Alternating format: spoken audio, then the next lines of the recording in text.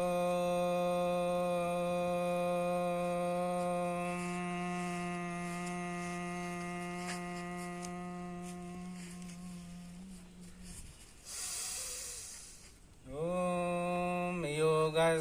कुरु कर्माणि संगत गत्वा धनंजय सिद्ध सिद्धयो समो भूत्वा समत्वं योग उच्यते समत्वं योग उच्यते। मेरे प्रिय साथियों व योग साधकों, आप सभी को प्रणाम।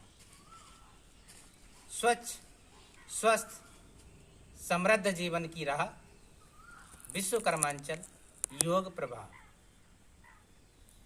योग विद्या प्राचीन काल से ही ऋषि मुनियों की दिनचर्या जीवनचर्या रही है। पिछले सत्र में हमने योग क्या है, योग का व्यापक अर्थ क्या है, योग के प्रकार क्या हैं, इनके बारे में जाना था। उन्हीं योग के प्रकारों में से आज हम सीखेंगे हठ योग क्या है। हठ योग प्राणों का विज्ञान है। हठ योग दो शब्दों से मिलकर बना है, हठ और योग, जिसमें हठ हा से हकार, ठा से ठकार शब्दों से मिलकर बना है। सामान्यतया हठ योग के बारे में हम अल्प ज्ञान रखते हैं।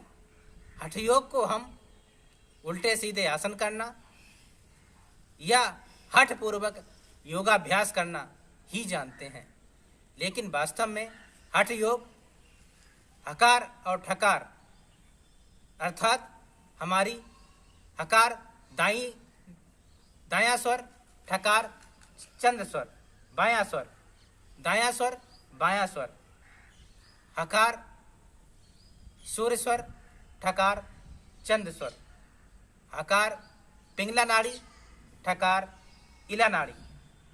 हकार से ये ग्रीष्म, ठकार से शीत, हकार से शिव, शक्ति, पित्त, कफ आदि नाड़ियों से संबंध रखता है। सूर्य स्वर और चंद्र स्वर जब प्राणायाम आदि क्रियाओं के अभ्यास से इनमें प्रवाहित प्राण एकीकरण व संयोग होता है तो हठ योग कहलाता है। हठ योग प्रदीपिका में कहा गया है, हठम बिना राजयोगम, राजयोगम बिना हठम, सिद्धयति ततो युग्ममः निष्पत्ते समभ्यसेत्।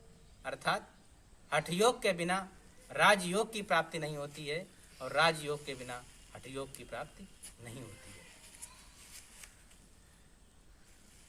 प्राणायाम आदि के अभ्यास से जब सूर्य और चंद्र नाड़ियों में प्रवाहित प्राण एक समान रूप से बहने लगता है तो प्राण का प्रवाह सुषुम्ना में होने से सुषुम्ना जागृत हो जाती है।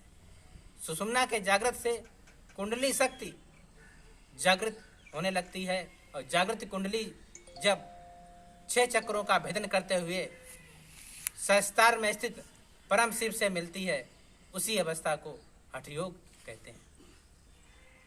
हठ योग के बारे में योग ग्रंथों में क्या क्या कहा गया है, आइए जानते हैं।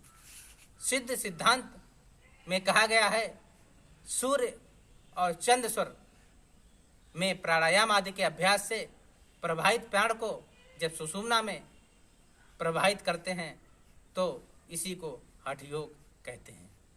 भगवत गीता में कहा गया है, अपान और प्राण को प्राणायाम आदि के अभ्यास से एक समान कर देना ही हठ योग कहते हैं। शिव संहिता में कहा गया है, अपान प्राण नाद बिंदु जीवात्मा परमात्मा को प्राणायाम आदि के अभ्यास से एक करना ही हठ योग कहते हैं। हिरण्य संहिता में हठ योग को घट इस्त योग कहा गया है।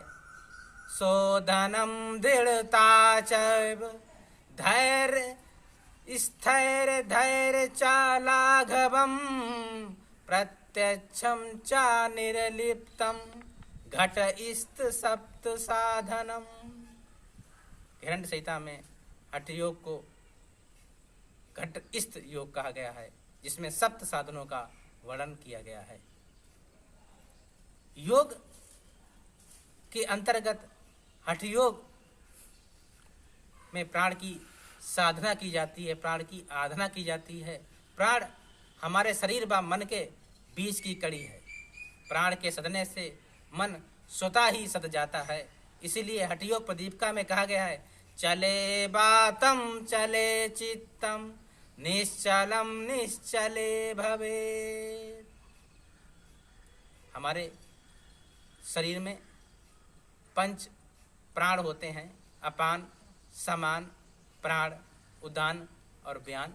इन पंच प्राणों के माध्यम से शरीर की विभिन्न क्रियाएं संपादित होती हैं।